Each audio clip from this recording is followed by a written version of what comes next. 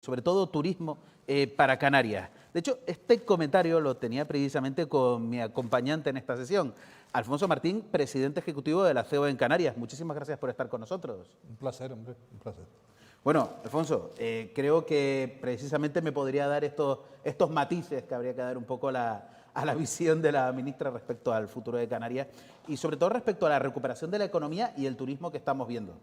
Sí, yo creo que en estos momentos en Canarias el turismo está bien. Hemos tenido una temporada de verano con una ocupación del 85%.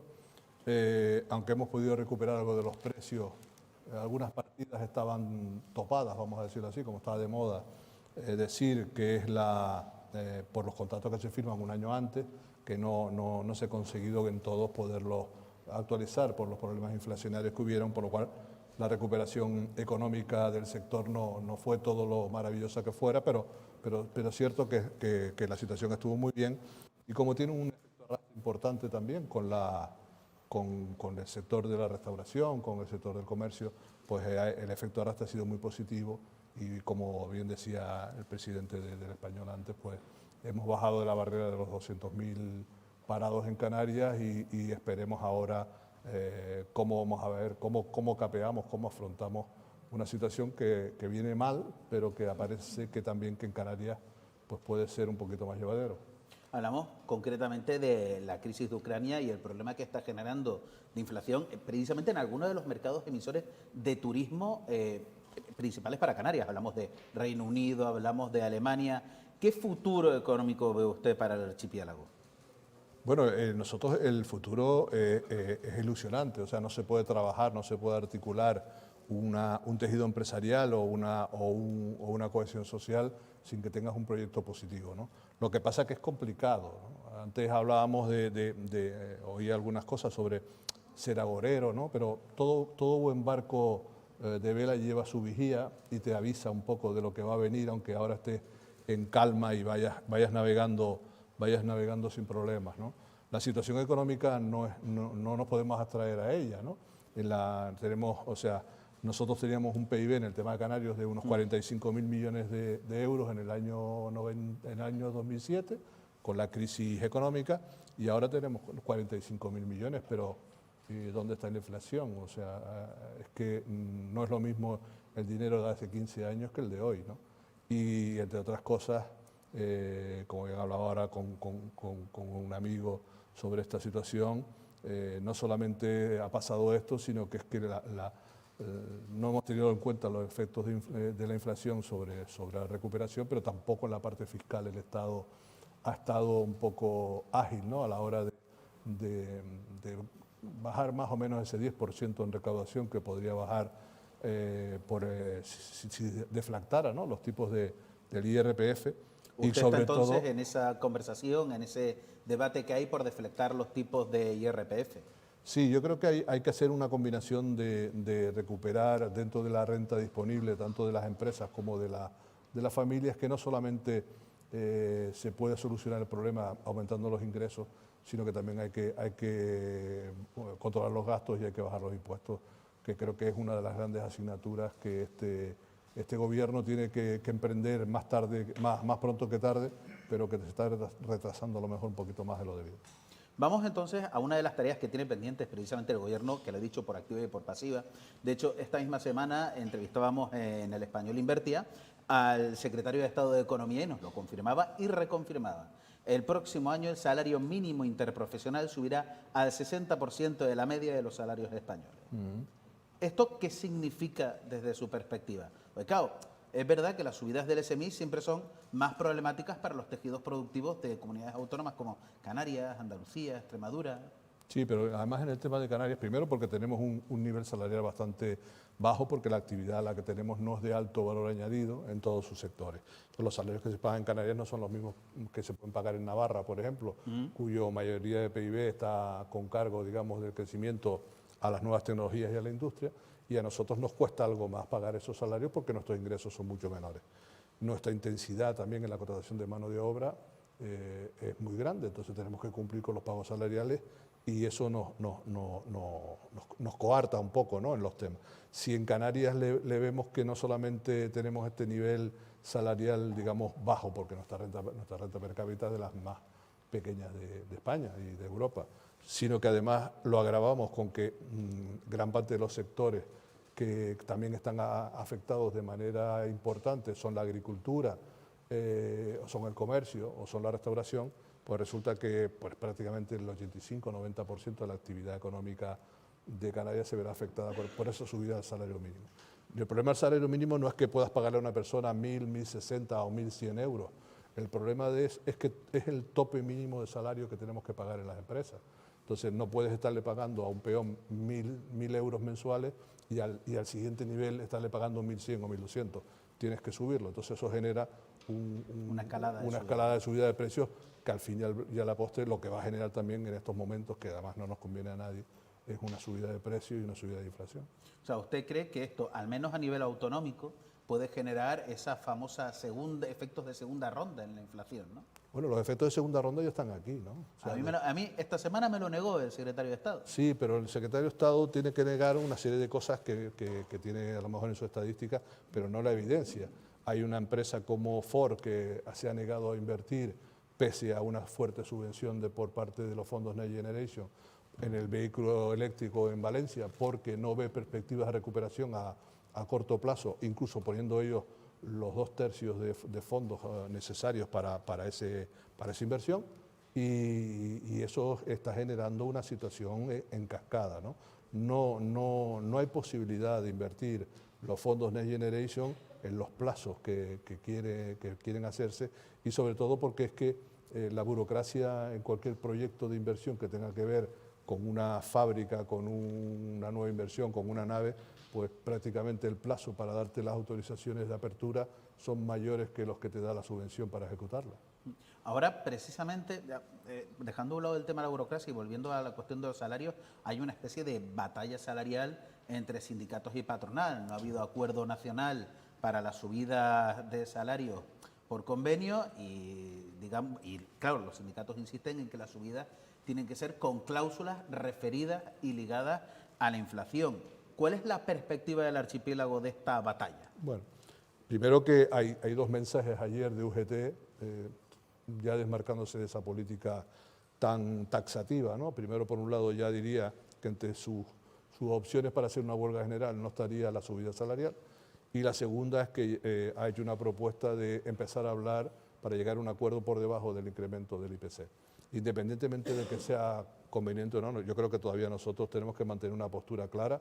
Los sueldos hay que subirlos si la situación económica funciona y que si las empresas siguen siendo productivas. Y esa es la línea que nosotros queremos trabajar. No hemos roto la negociación porque no queramos hablar, lo que queremos es hablar de la manera que podamos crecer todos y no solamente con cargo a, como te decía antes, a que las rentas del trabajo sean las que solucionen los problemas de este país. Las rentas del trabajo lo solucionarán, pero también las rentas empresariales. Luego, por otro lado, nosotros tenemos un problema grave, digamos, con el inmovilismo que se está encontrando, y sobre todo cuando hay un respaldo por parte de algún ministerio, por a lo mejor motivos más allá de la propia conveniencia económica, sino que van más allá por un proyecto político y que generan una situación, digamos, de excesiva, digamos, falta de flexibilidad a la hora de darnos cuenta que cuando uno es ministro o ministra, pues lo eres de todos, no solamente de una parte. Precisamente en este escenario tenemos la presión de la inflación que domina todo el escenario, toda la discusión. Antes comentaba que usted estaba a favor de medidas en el IRPF. No sé, en el ámbito canario, ¿qué otro tipo de medidas exigirían para paliar el efecto de la inflación? Mira, en Canarias tenemos además una posibilidad maravillosa. Tenemos dos excepciones de ayudas ya aprobadas, que son las ayudas al transporte y las ayudas a los productos alimenticios básicos, y una es el REA y otra es las ayudas al transporte. Las ayudas al transporte lo único que necesitan es un aumento de la ficha financiera para poder pagar todo el gasto que se genera, no solamente en la importación de productos desde fuera, sino también entre las islas, ¿no? Porque el problema es que muchas veces traes un producto aquí, pero luego el precio de llevarlo a una isla no capitalina, como La Palma, La Gomera o El Hierro, pues casi te duplica el coste del transporte. Si esa fórmula ya está jurídicamente aprobada y solo hace falta dotarla de más dinero.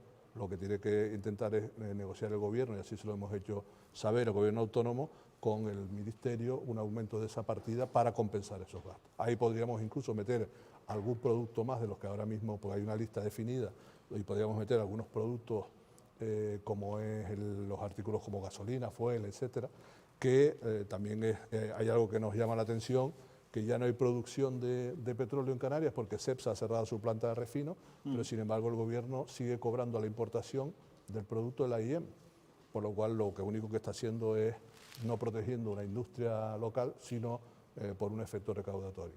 Por otro lado, las ayudas a la alimentación, pues está igual. O sea, tenemos perfectamente... Yo fui director de promoción económica en el año 95 y las ayudas a la alimentación eran 20 millones de euros aproximadamente y hoy escasamente son 10. O sea que a lo mejor lo que tendríamos que recuperar con Europa es que dentro de esa diferencia de Canarias, dentro de esa excepcionalidad de los fondos RUP, pudiera tener temporalmente además una situación de mayor bonificación en esas rentas que al fin y al cabo ayudaría a las rentas familiares en los productos básicos. O como decíamos antes, y comentaba con algún compañero aquí, algún empresario, el problema es que si tú bonificas 20 céntimos la gasolina, lo que vas a conseguir es que seguir consumiendo gasolina y el pago que vas a hacer fuera de la balanza comercial sigue siendo el mismo que si no la bonificas, por lo cual la solución me parece que no es la adecuada.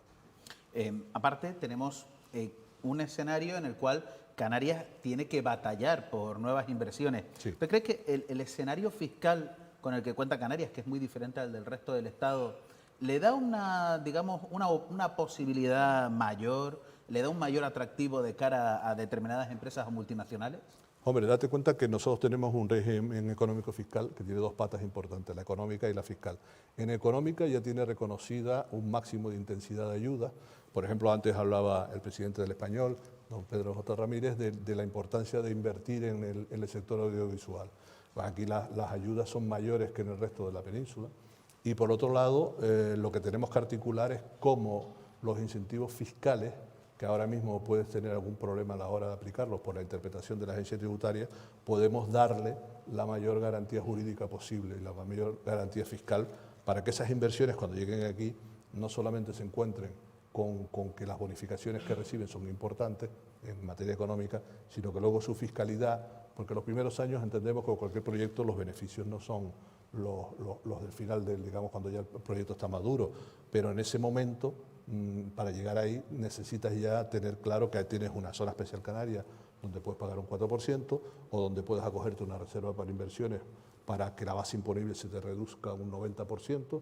Y luego, ¿qué ofrecemos a cambio? Pues ofrecemos, aparte de los 2.200.000 personas que habitamos en las islas, pues casi entre 12 y 15 millones de turistas que permanentemente están aquí en Canarias consumiendo y viviendo, lo cual creo que es un incentivo para que a la hora de valorar la inversión en Canarias la pongas, digamos, con el viso verde para los proyectos de las empresas.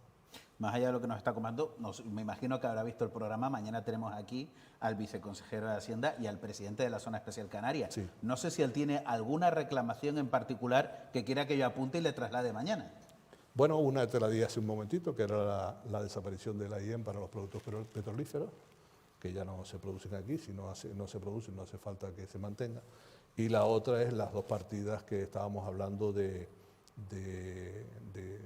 tanto de ayudas para el consumo de las familias como para las ayudas de transporte. En cuanto a la fiscalidad, bueno, con ambos hemos estado trabajando. Hay un problema de interpretación con una serie de ayudas en el trading de la Zona Especial Canaria, donde hay una buena voluntad por parte del Estado para solucionarlo, pero que no se ha plasmado todavía convenientemente. Y luego hay otra que tiene que ver con que los incentivos del REF tienen que tener una claridad y una seguridad jurídica fundamental, porque nos estamos dando cuenta de que muchas veces se antepone más el efecto recaudador que el efecto dinamizador que tiene el hecho de invertir para crear empleo.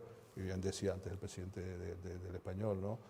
Canarias está haciendo un esfuerzo importante para reducir su tasa de desempleo, pero no la puede hacer solo el sector turístico. Entonces, toda esa inversión que se puede generar del sector turístico se puede dinamizar hasta otros sectores y diversificar, siempre y cuando que la situación económica esté estable, pero también que las perspectivas sean fiscales y económicas sean perdurables. Vamos. Perfecto. Muchísimas gracias por estar con nosotros, Pedro Alfonso. Me temo que nuestro tiempo ya se ha acabado. Y a continuación pasaremos a una entrevista que nuestro compañero Antonio Salazar, responsable de la información económica del diario de Avisos, va a hacerle a Pedro Manuel Martín Domínguez, presidente del Cabildo de Tenerife, y no se olviden, una de las entidades locales que más fondos manejan de nuestro país. No se lo pierdan en unos instantes en El Español Invertia y Diario de Avisos. Nos vemos.